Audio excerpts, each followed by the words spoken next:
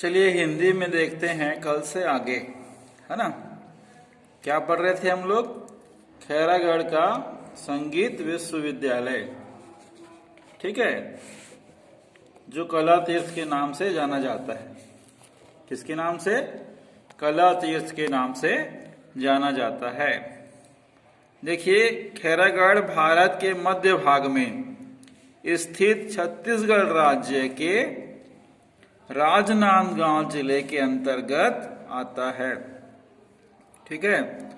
यहाँ का ग्रामीण एवं शांत परिवेश विश्वविद्यालय की कला और कला साधना में विशेष सहायक है, ठीक है। यहाँ का जो ग्रामीण रहन सहन है और शांत वातावरण है, ठीक है, वो विश्वविद्यालय की कला और कला साधना में विशेष सहायक है।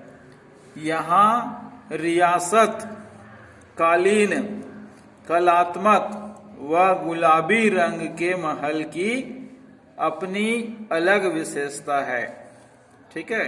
उस समय नागवंश के दानवीर राजा रानी ने अर्धशती के पहले जो संगीत की बगिया लगाई थी, उसमें आज संगीत ही नहीं सभी ललित कलाओं के बहुरंगीय और बहुगंधी पुष्प विकसित हो रहे हैं, ठीक है। क्या मत बता रहे हैं इसमें? नागवंश के जो दानवीर राजा और रानी थे, उन्होंने क्या किया? अर्धशती से पहले अपने आधे वर्षों से पहले जो संगीत की बगिया बनाई थी, संगीत का बाग लगाया था, उसमें आज संगीत ही नहीं बल्कि सभी प्रकार की ललित कलाओं के बहुरंगी, मतलब बहुत से रंग और बहुगंधी पुष्प, मतलब एक प्रकार से बहुत ज्यादा प्रकार के पुष्प विकसित हो रहे हैं, ठीक है। मतलब लोग वहां पर पढ़ाई करते हुए अपने कलाओं का विकास कर रहे हैं, ठीक है। चलिए देखिए आगे क्या बोल रहा है। खैरागढ़ राज्य और नागवंश के अतीत पर दृष्टि डालें तो खैरागढ़ के इतिहास का आरंभ खोलवा परगना, परगना मतलब होता है तहसील, ठीक है। वहां पर एक तहसील है जिसका नाम है खोलवा, से होता है, जिसे मंडला के राजा ने लक्ष्मी निधि कर्ण राय को अपनी वीरता के लिए, वहां के राजा लक्ष्मी निधि कर्ण राय को उनकी वीरता के लिए सन 1487 ईस्वी में पुरस्कार स्वरूप दिया था। नागवंश के राजा ने किसको दिया था? मंडला जिले के राजा लक्ष्मी निधि कर्ण राय को उनकी वीरता से प्रसन्न होकर 1487 ईस्वी में पुरस्कार स्वरूप दिया था, ठीक है। इन्हीं के चारण कवि कर्ण राय के चारण कवि, मतलब उस समय के कवि दलपत राय ने इस क्षेत्र के लिए पहली बार छत्तीसगढ़ शब्द का प्रयोग अपनी कविता में 1497 ईस्वी में किया था। किसने किया था? कवि दलपत राय ने छत्तीसगढ़ शब्द का प्रयोग पहली बार अपनी कविता में कब किया था? 1497 ईस्वी में। स्वर्गीय लाल प्रद्युम्न सिंह रचित नागवंश के अनुसार वर्तमान खैरागढ़ में नागवंशी राजाओं के इतिहास का आरंभ राजा खड़ग राय से हुआ। कौन सा ग्रंथ? नागवंश नामक ग्रंथ किसके द्वारा रचित किया गया था? स्वर्गीय लाल प्रद्युम्न सिंह द्वारा, और उसका आरंभ खैरागढ़ में कब हुआ था? नागवंशी का राजाओं के इतिहास का आरंभ राजा खड़गराय से हुआ था। वे खोलवा राज्य के 16वें तथा नई राजधानी खैरागढ़ के प्रथम राजा थे। कौन? खड़गराय। उन्होंने पिपरिया, मुस्का तथा आमनेर नदी के मध्य अपने नाम से एक नगर बसाया। खड़गराय ने क्या बसाया? एक नगर बसाया। उस नगर के चारों ओर खैर वृक्षों की अधिकता थी। खैर एक प्रकार का वृक्ष होता है, ठीक है।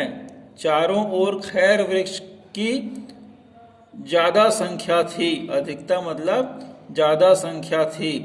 इतिहासकार दोनों मान्यताओं से सहमत हैं कि राजा खड़गराय और खैर वृक्षों की अधिकता की वजह से नगर को खैरागढ़ कहा जाने लगा। ठीक है, दोनों ही शब्दों को मिलाकर खैरागढ़ कहा जाने लगा। ठीक है, कालांतर में यहाँ के नागवंशी राजा समय बीतता गया और यहाँ के जो नागवंशी राजा हुए बाद में उमराव सिंह, वह राजा कमल नारायण सिंह जैसे प्रजावत्सल्य, विद्यानुरागी, कला प्रेमी तथा साहित्य सृजक राजाओं ने स्वास्थ्य तथा संगीत कला पर विशेष ध्यान दिया। ठीक है, प्रजावत्सल्य मतलब प्रजा की ओर विशेष प्रेम करने वाले, प्रजा से विशेष प्रेम रखने वाले, और विद्या अनुरागी मतलब विद्या के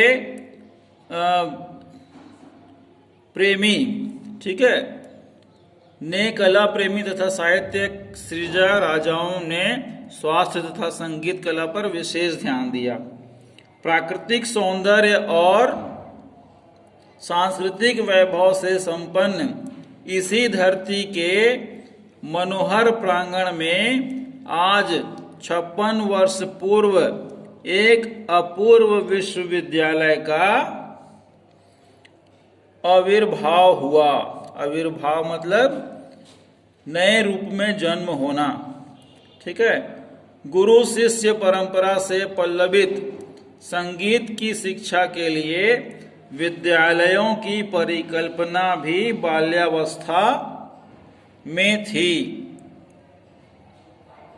उसी समय तत्कालीन मध्य प्रदेश के अंतर्गत छत्तीसगढ़ में स्थित खैरागढ़ नगर को इंदिरा कला संगीत विश्वविद्यालय की स्थापना का गौरव प्राप्त हुआ। यहाँ के राजा वीरेंद्र बहादुर सिंह एवं रानी पद्मावती की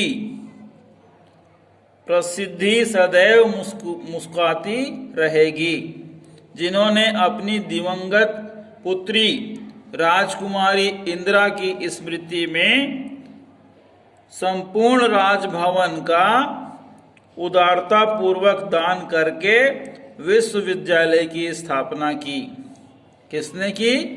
राजा वीरेंद्र बहादुर सिंह एवं उनकी रानी पद्मावती ने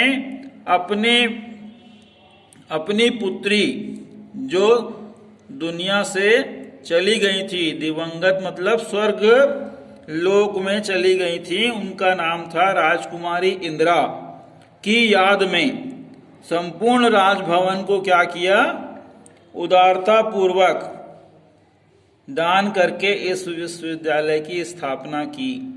14 अक्टूबर 1956 ईस्वी में 14 अक्टूबर सन 1956 ईस्वी में श्रीमती इंदिरा गांधी ने इसका उद्घाटन किया। यहीं से मध्य प्रदेश के प्रथम मुख्यमंत्री पंडित रविशंकर शुक्ल के सहयोग से एशिया के इस प्रथम एवं एकमात्र विश्वविद्यालय की स्वर्ण यात्रा प्रारंभ हुई या आरंभ हुई। स्वर्ण यात्रा मतलब अपने कला को शिखर तक पहुंचाने के लिए यात्रा आरंभ हुई। ठीक है, आगे देखेंगे।